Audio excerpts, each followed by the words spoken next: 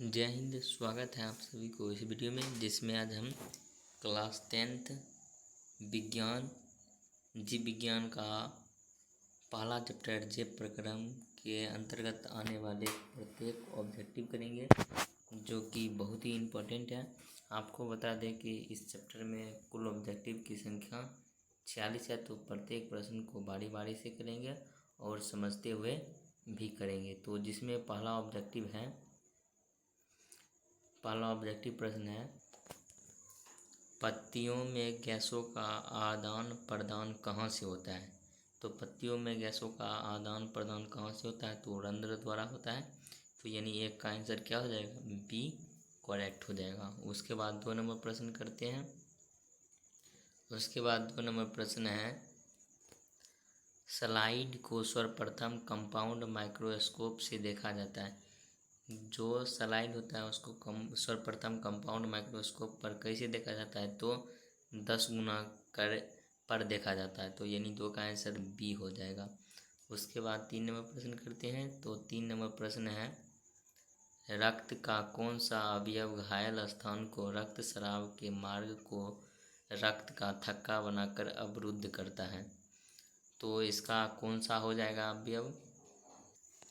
जो रक्त का अवयव होता है प्लेटलेट्स, ये रक्त को थक्का बनाता है। यानी 3 का आंसर क्या हो जाएगा, सी हो जाएगा। यहाँ पर गलत दिया गया है, यानी 3 का आंसर क्या हो जाएगा, सी हो जाएगा। उसके बाद 4 नंबर प्रश्न करते हैं।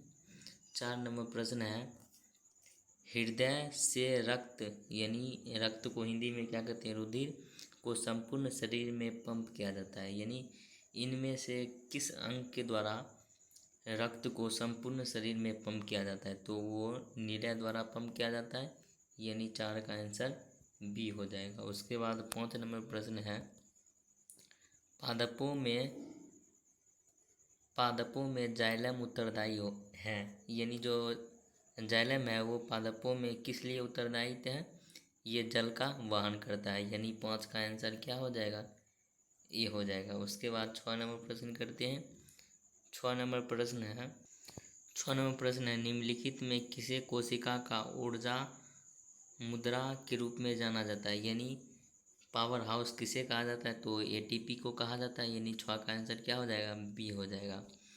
उसके बाद 7 नंबर प्रश्न करते हैं। तो 7 नंबर प्रश्न है, आहार नाल का सबसे लंबा भाग कौन सा होता है। तो आहार नाल का सबसे लंबा भाग छोटी आंत होता है। यानी 7 का बी हो जाएगा। उसके बाद 8 नंबर प्रश्न है, स्वपोषी पोषण के लिए आवश्यक है। यानी जो स्वपोषी पोषण होता है उसके लिए क्या आवश्यक होता है, CO2 आवश्यक होता है, क्लोरोफिल भी आवश्यक होता है, सूर्य का प्रकाश भी। यानी इनमें से सभी हो जाएगा। यानी 8 का क्या हो जाएगा, डी हो जाएगा करेक्ट। उसके बाद 9 नंबर प्रश्न है, ऑक्सीन एक हार्मोन है। यानी 9 का हो जाएगा, डी हो जाएगा। यह भी प्रश्न बोर्ड एग्जाम में पूछा गया है। उसके बाद 10 नंबर प्रश्न है, द्विखंडन होता है। द्विखंडन किस में होता है, तो ये अमीबा में भी द्विखंडन होता है। उसके बाद पैरामीशियम में भी द्विखंडन होता है और लिस्मेनिया में भी। यानी 10 का आंसर क्या हो जाएगा, डी। यानी 10 का आंसर डी हो जाएगा। यहाँ पर ये दिया गया, यानी ये गलत है। उसके बाद 11 नंबर प्रश्न है, एथाइल अल्कोहल किस प्रकार के शोषण में बनता है। तो ये अवायवीय शोषण में बनता है। यानी 11 का आंसर क्या हो जाएगा, बी हो जाएगा। उसके बाद 12 नंबर प्रश्न है, प्रकाश संश्लेषण होता है। यानी ये किस में होता है, तो हरे पेड़ पौधा में होता है। यानी 12 का आंसर सी हो जाएगा। उसके बाद 13 नंबर प्रश्न है, हरे पेड़ पौधे क्या कहलाते हैं, उत्पादक कहलाते हैं, क्योंकि इन्हीं से सब चीज़ मिलता है। यानी 13 का आंसर क्या हो जाएगा, ए हो जाएगा। उसके बाद 14 नंबर प्रश्न है, प्रकाश संश्लेषण क्रिया में ऑक्सीजन बाहर निकलता है। जो ऑक्सीजन है वो किससे निकलता है, तो वो जल से निकलता है। यानी 14 का आंसर क्या हो जाएगा, ए हो जाएगा। उसके बाद 15 नंबर प्रश्न है, मस्तिष्क उत्तरदायी है। यानी ये मस्तिष्क किस लिए उत्तरदायी है, सोचने के लिए, हाँ, हृदय स्पंदन के लिए ये भी होगा, शरीर का संतुलन बनाने के लिए।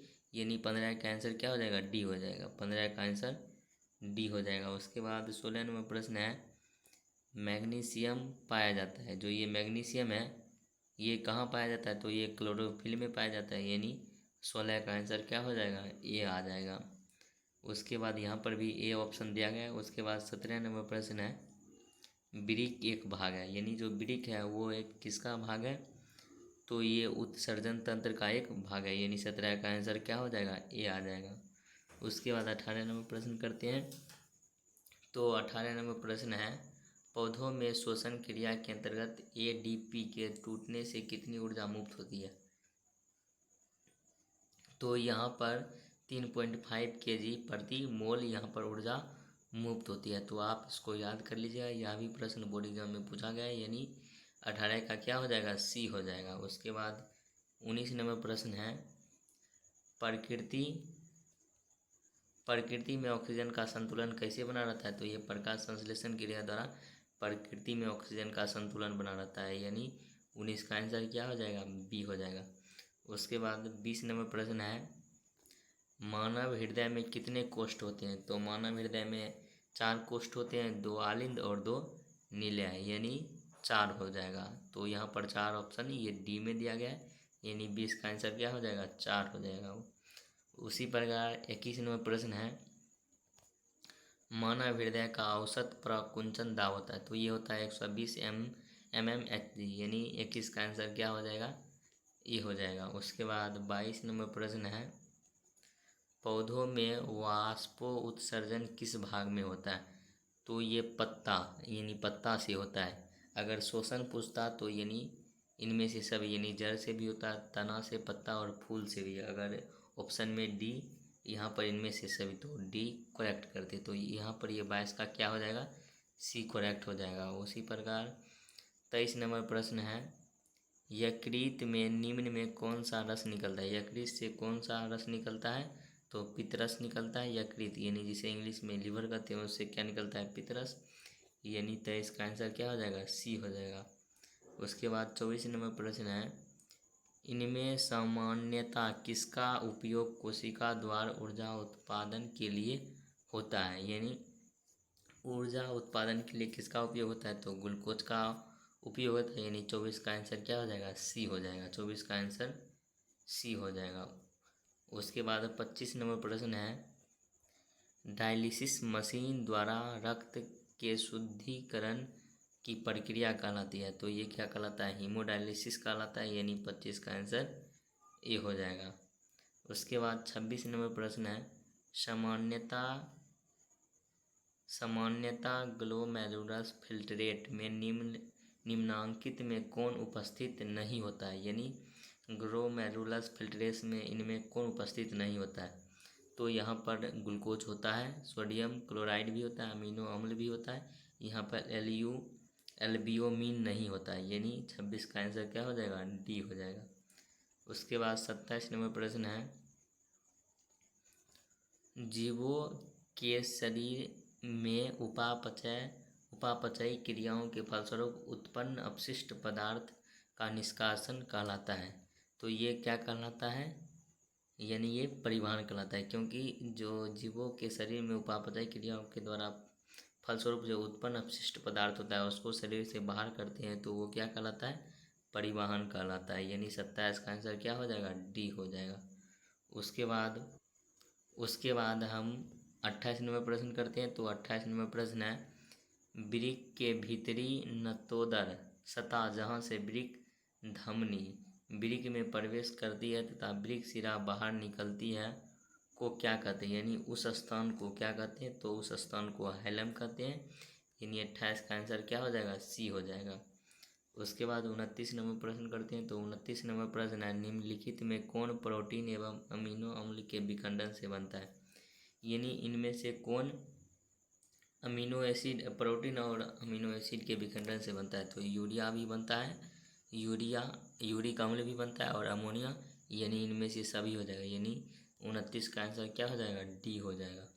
उसके बाद 30 नंबर प्रश्न है, यूरिया रक्त में कहाँ से प्रवेश करता है, तो ये यकृत से प्रवेश करता है, जिसे इंग्लिश में क्या कहते हैं, लीवर कहते हैं, तो यानी 30 का आंसर क्या हो जाएगा, बी हो जाएगा। 30 का आंसर बी हो जाएगा। उसके बाद 31 नंबर प्रश्न है, ब्रिक किस जेब प्रक्रम का हिस्सा है, यानी जो ब्रिक है वो किस जेब प्रक्रम का हिस्सा है, तो उत्सर्जन का है, यानी 31 का आंसर ये हो जाएगा। उसके बाद 32 नंबर प्रश्न है, रेजिन किस पौधे का उत्सर्जी पदार्थ है, तो ये चीड़ का उत्सर्जी पदार्थ है, यानी 32 का आंसर क्या हो जाएगा, डी हो जाएगा।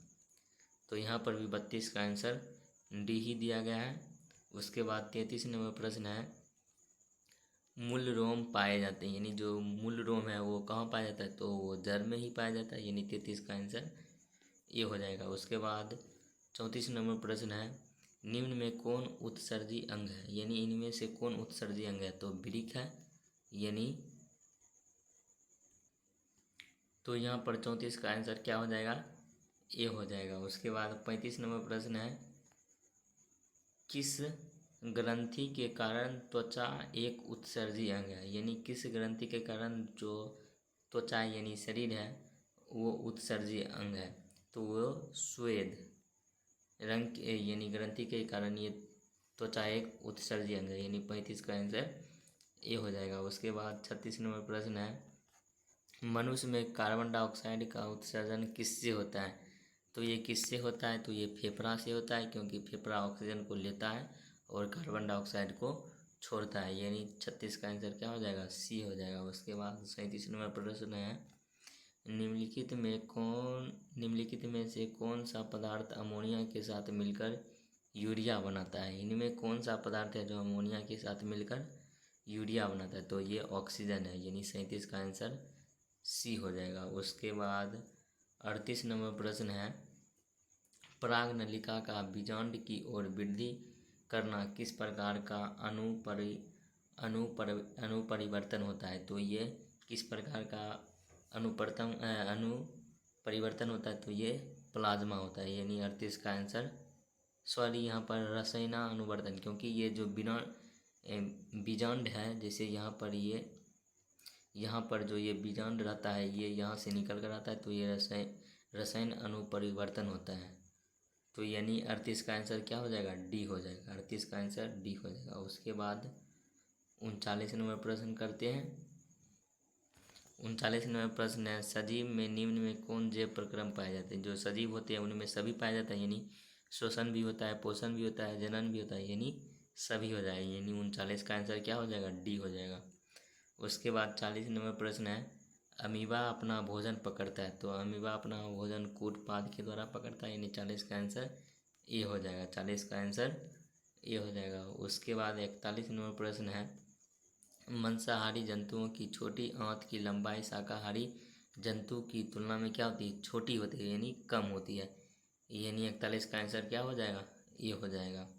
उसके बाद 42 नंबर प्रश्न है, निम्नलिखित में कौन एक अपघटक है, इनमें कौन अपघटक है, तो यहाँ पर एक बैक्टीरिया अपघटक है, क्योंकि बैक्टीरिया किसी जीव पर बैठकर उसको ख़त्म कर देता है, यानी 42 का आंसर क्या हो जाएगा, सी हो जाएगा। उसके बाद 43 नंबर प्रश्न है, मनुष्य में सांस लेने और छोड़ने की प्रक्रिया को क्या कहते हैं, श्वासोच्छ्वास कहते हैं, यानी 43 का आंसर क्या हो जाएगा, बी हो जाएगा, 43 का आंसर बी हो जाएगा। उसके बाद 44 नंबर प्रश्न है, हीमोग्लोबिन विहीन प्लाज्मा को क्या कहते हैं, तो हीमोग्लोबिन प्लाज्मा को सीरम कहते हैं, यानी 44 का आंसर ये हो जाएगा। उसके बाद 45 नंबर प्रश्न है, निश्वास द्वारा निकलती वायु में रहती है, तो इसमें क्या रहता है, तो कार्बन डाइऑक्साइड, यानी निश्वास यानी जो हम सांस छोड़ते हैं उसमें क्या रहता है, तो कार्बन डाइऑक्साइड रहता है, यानी 45 का आंसर क्या हो जाएगा, ए आ जाएगा। उसके बाद लास्ट नंबर यानी 46 नंबर प्रश्न है, रक्त इनमें किसकी उपस्थिति के कारण लाल दिखता है, तो हीमोग्लोबिन के कारण, यानी 46 का आंसर क्या हो जाएगा, बी हो जाएगा, 46 का आंसर बी हो जाएगा। तो उम्मीद करते हैं कि आप लोग जेब प्रक्रम का पूरा ऑब्जेक्टिव समझ गए होंगे। आप इस ऑब्जेक्टिव को यानी जो आपका नोटबुक है उस पर लिख कर आप इन्हें याद कर लीजिएगा, क्योंकि इस चैप्टर से 2 से 4 अंक फिक्स ही रहता है, क्योंकि इससे 2 से 4 ऑब्जेक्टिव बोर्ड एग्जाम में पूछा जाता है। तो उम्मीद करते हैं कि आप लोग अपना होमवर्क पूरा कर लीजिएगा, और अगर आपको ये वीडियो अच्छा लगा हो तो वीडियो को लाइक, अगर आप चैनल पर पहली बार हो तो चैनल को सब्सक्राइब कर दीजिएगा, और ये वीडियो आपको कैसा लगा तो कमेंट कर ज़रूर बताइएगा। Thank you for watching this video.